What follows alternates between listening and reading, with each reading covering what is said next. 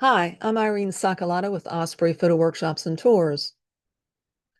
Today is part 10 of a series of programs on wildlife photography. I'm going to talk about where you can find wildlife, and sometimes it's right at your house. The photograph that you see here of the two bald eagles was taken from my balcony when the river froze over one winter. There had been a seagull that had a fish it was eating on the ice, but it left some remains and the eagles came in and took over. There are unique protected habitats around the world. For a lot of you, it may be too costly to visit, but there are places like the Pantanal in Brazil, along with that jaguar. You can also find those macaws there. You can go to Patagonia for guanaco. You can go to Svalbard in Norway for polar bears. You can go to Costa Rica for some really attractive hummingbirds and other colorful birds like trogons. You can go to the Falkland Islands where you'll see king penguins, rockhopper penguins, gentoo penguins, and Magellanic penguins, or you can go to a ranch in South Texas where they have a setup for photographers. Don't forget to check out your local nature center, zoo, or garden. That little fox was photographed in a garden called Arley, and it was near Wilmington, North Carolina. The ospreys were photographed on a nest that was on a platform that was put up by the Marshy Point Nature Center. It was placed in the center of a river, and they put up a platform where you could overlook the nest and photograph from it. Sometimes zoos are a good place to go. There's a lot of food there. There's food for the animals that are kind of trapped there, like some of the birds that are pinioned.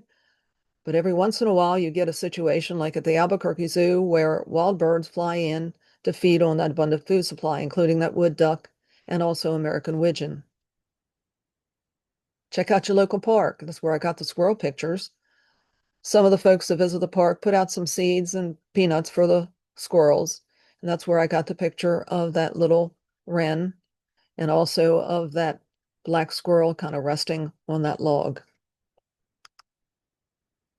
Check around your home and your neighborhood. You already saw where I got the bald eagles, but around my neighborhood, I have a friend that has a scarecrow guarding her garden. And in the pocket of that scarecrow, that little Carolina wren created a nest. Unfortunately, a cowbird got into the nest, destroyed the eggs, put its own eggs there, and my poor little wren had a giant little cowbird to feed. Below is a little raccoon that liked to raid her bird feeders. Some of the seed he would eat, and some of the seed the squirrels in the neighborhood would come over and eat, and that attracted that fox. She also had a feeder that had mealworms for the bluebird. She allowed me to put up a little branch so that the bird would have a little perch to sit on before going to the feeder. I check out known habitats where you're going to find animals. In other words, on Tangier Island, there's marshland there, and it's a great place for me to find like that yellow-crowned night heron. In the shallow pools near Chincoteague National Wildlife Refuge, I sometimes can find the beautiful, what I really think is beautiful, black-necked stilt. In the grasslands in South Dakota, you're likely to find pronghorn antelope. On in the coastal bays and along the beaches of the Atlantic coast, you're liable to find a number of different shorebirds. The Delmarva Peninsula is a good place in the fall and early winter to look for snow geese. Another good place to look for a large number of snow geese is Bosque National Wildlife Refuge in New Mexico. When I'm at Chincoteague, I check out the waterways for some black skimmers collecting fish as they swim along. Also, Tangier Island is a good place. That's actually where I got that picture of that skimmer. National parks and national seashores are certainly great places to go. The animals are protected there. At Katmai, you've got a platform where you can photograph brown bear eating somewhat decayed salmon after they've been spawning. At different seashores like Assateague and Cape Hatteras National Seashore, you'll find shorebirds that might be feeding on, for instance, it's kind of like a ski squirt, but you might find them there in the early morning with sunrise. You might find the little sanderlings running from advancing waves. You may find the ghost crab that you see there that hides in its hole when it's really hot, but comes out when it gets cooler. And also, Assateague is famous for its wild horses. State and federal and national wildlife refuges are certainly great places to go because they are managed to benefit wildlife. They manage the water levels, they provide food in some cases, and habitat for the animals that are there. Chincoteague has several impoundments. In those impoundments, there is water, and they drain that water down at the end of winter to provide mud type habitat for migrating shorebirds that are coming up from South America. That one seems to have found a nice little worm. Those impoundments are flooded later in the year into the summer so that when the waterfowl come in the fall, they can feed and rest on the water in those impoundments safely. Alligator River and Poquoson National Wildlife Refuge is a place that you can find red wolves, which happen to be endangered, and also a large number of black bears. Around the area, there are croplands, so the animals are quite content. The bears are quite content. Bosque del Apache also has corn and other crops growing nearby to provide food for the animals that visit. Spawning fish, salmon, capelin, shad attract bears, eagles, and whales. You can see this nice little brown bear has his dinner. Down below is an interesting shot. It was taken at a place called St. Vincent's Beach in Newfoundland. It's a place where the beach drops off rapidly right offshore. And capelin come in to spawn in that area. And when the capelin come in, so do whales and gannets to feed on the capelin. Bald eagles can be found on the Kenai Peninsula near rivers. They can also be found in places like the Chilkat in the winter, or Conowingo Dam is a good place for bald eagles because fish like the shad come upriver and they kind of get chewed up by the dam turbines. And bottom line is you get a lot of eagles congregating at times of the year in that area. I like photographically accessible nesting colonies like the one at Cape St. Mary's Ecological Reserve in Newfoundland. There is a large rock and some cliffs where northern gannets nest in huge numbers. So you can get pictures of them flying, them landing, them feeding their young, etc. I'm real fond of puffins, and that picture came from Iceland. You can get pictures near Vik, Lauterberg Cliffs, also Grimsey Island offshore. Down below, you have some more puffins, but they weren't taken there. Those pictures were taken in Newfoundland on the Bonavista Peninsula at a place called Elliston. They almost walk on you.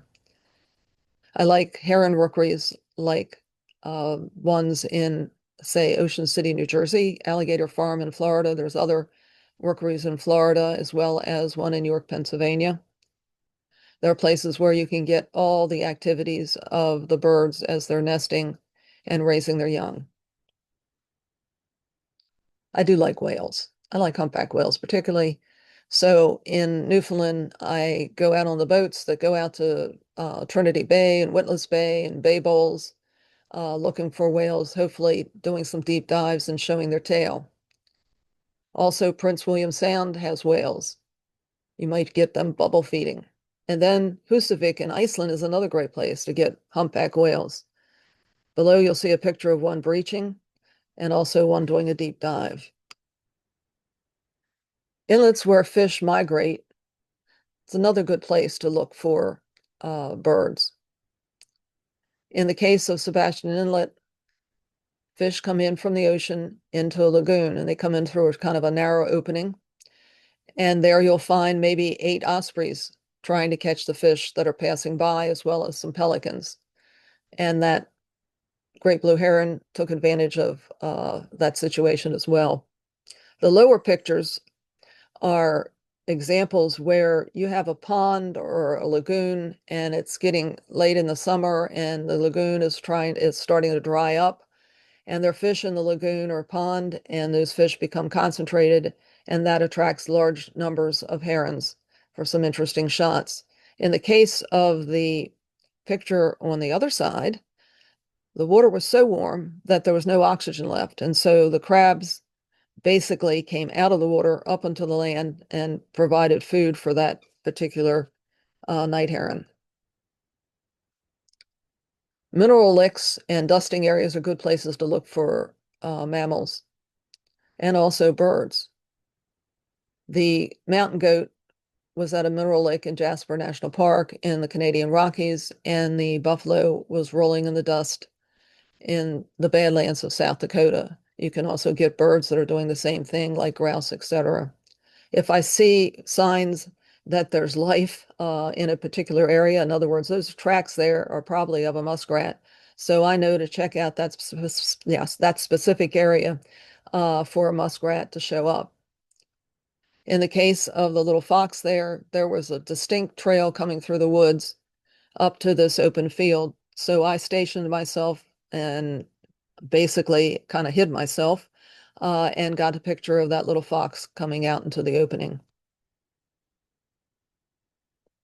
I look for places where there's food, fresh water, and shelter for animals. In South Florida, there's a great place to get snail kites. It's the Everglades. Hummingbirds are attracted to the feeders in Costa Rica, another great place to get some really neat shots. If you have a harbor or dock where fishermen are coming in with their catch, in some cases, the pelicans kind of hang around and get some extra food that might get dumped overboard. If I see high activity where there's food source, I'm going to pay attention. Where there's nuts, berries, seeds, etc., that's going to attract birds. In one case, I got this cedar waxwing picking up a juniper berry, but in another case, there was so much activity around a particular set of bushes that I sat there for a while and I actually photographed 5 species of birds. Sources of water, particularly where limited, certainly attract animals. In the case of the deer, it wasn't really limited. It was in a nice little creek. But in the case of the badger and the coyote, I was photographing from a blind, and I happened to get photographs of them taking up that little limited water supply that was there during a drought. The fox was kind of clever. He said, we got this bird feeder. It's filled with water. I want a drink. Why not hop up on the bird feeder and drink out of the pool that's there? I check near culverts, pilings, bridge supports, etc., where food accumulates because of the obstruction. Sometimes there's a lot of macroinvertebrates, etc., that grow around that area. They attract fish, they attract birds. That loon was feeding in an area where there basically was a bridge abutment. The merganser was feeding near a culvert at Stumpy Lake in Virginia Beach, and the buffleheads were feeding near a culvert that went under the road at Chincoteague National Wildlife Refuge. And you can see that great egret there checking out a culvert. This was also in Virginia Beach. Waste reclamation facilities are interesting places. Partially treated domestic wastewater is fed into a natural or man-made marsh. It still has some nitrogen and phosphorus in it, and the plants take that up. The plants grow well, organisms grow amongst the plant roots, that attracts fish and then birds. Some of these facilities have boardwalks or dike roads around the impoundments. Birds are extremely tolerant of the people since they really don't get bothered and people just photograph them. They even nest near the boardwalks. That list that I have there, Wakatahatchee, Green Cay, Blue Heron, Orlando Wetlands, are just some of the places in Florida where you have this type of situation. And with that, I'd like to end the program. I hope you got some good ideas and enjoyed some of the photographs. I invite you to visit my website, ospreyphoto.com. You'll find information on future programs, on future workshops and tours. There's my blog, and also there's a list of programs for camera clubs. You can also sign up for my newsletter. It's free. You can sign up on my website, or you can click on that link below, and you can also enter the other link that's below to see some of my other YouTube programs. Again, I appreciate your watching this program. I hope you got some good ideas. I hope you come back again and subscribe. The next topic I'm going to be dealing with is spotting wildlife and the timing. Again, thank you very much. Have a good evening. I'll see you in about a month.